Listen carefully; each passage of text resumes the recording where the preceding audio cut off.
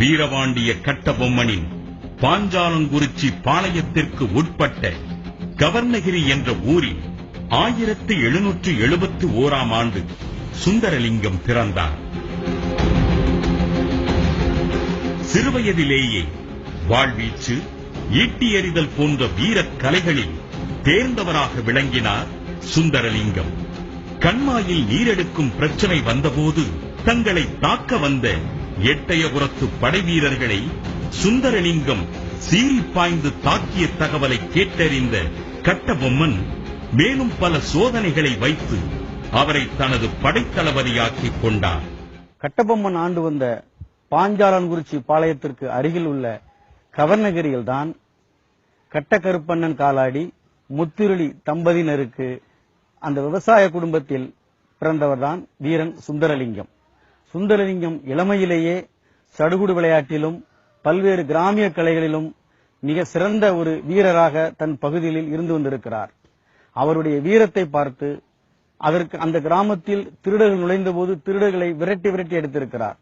அவருடைய வீரத்தை பார்த்த கட்டபொம்மு சுந்தரலிங்கத்தை அழைத்து தன்னுடைய அமைச்சரவையில் ஒற்றைப்படை தளபதியாக நியமித்திருக்கிறார்.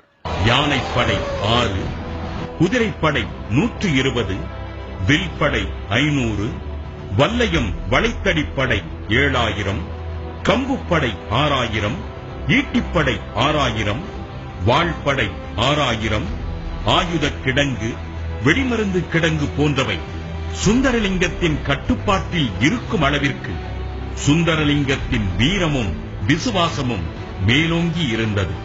திருநெல்வேலி கலெக்டர் ஜாக்சன் துரையின் வேண்டுகோளின்படி 10/9/1798 ராமநாதபுரத்திற்கு கட்டபொம்மன் சென்றபோது அதற்கும் முன்பாக மாறுவேடத்தில் உளவு பார்க்க அங்கே சென்ற சுந்தரலிங்கம் ஜாக்சன் துரை நயவஞ்சகமாக திட்டமிட்டு கட்டபொம்மனை கைது செய்ய இருப்பதை அறிந்தார். இந்த சம்பவம் நடக்கும் போது திடீரென சுந்தரலிங்கமும் மற்ற வீரர்களும் ஆங்கிலேயர்களை வாளால் வெட்டி வீசினார்கள்.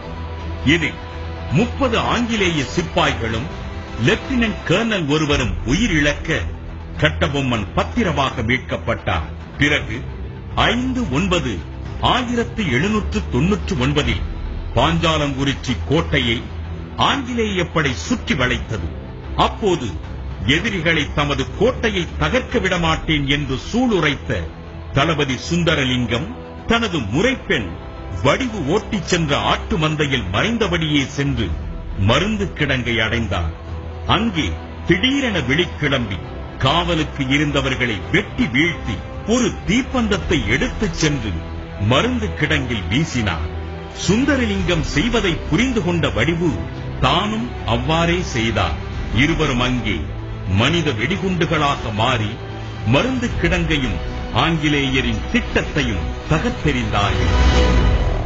ஆங்கில ஏகாதிபத்திய படை பாஞ்சாலங்குறிச்சியை முற்றுகையிட்டு பல பீரங்கிகளோடும் ஆயுதங்களோடும் துப்பாக்கிகளோடும் போரிட்ட பொழுது மிக குறுகிய படையே இருந்த கட்டபொம்மன் படையில் ஒற்றைப்படை தளபதி சுந்தரலிங்கம் தன்னுடைய துணை சண்முக வடிவோடு அரண்மனையை முற்றுகையிட்டு போரிட்டுக் கொண்டிருந்த அந்த ஆங்கிலேயனுடைய வெடிமருந்து கிடங்கில் தீப்பந்தத்தை எடுத்துக்கொண்டு தானும் அந்த வெடிமருந்து கிடங்கில் விழுந்து அனைத்து அந்த போர் கருவிகளையும் நெருப்பாக செய்துவிட்டு ஒரு தியாகியாக மறைந்து விட்டார். தான் நேசித்த மண்ணுக்காக உயிரையும் துச்சமென நினைத்த தீரம் சுந்தரலிங்கத்திற்கும் வடிவுக்கும் இருந்தது. இவர்கள் இந்திய சுதந்திர போராட்ட வரலாற்றில் கொண்டாடப்பட வேண்டியவர்கள். சுந்தரலிங்கத்திற்கு நினைவு மணிமண்டபம் பாஞ்சாலங்குறிச்சியில் உருவாக்கப்பட்டிருக்கிறது.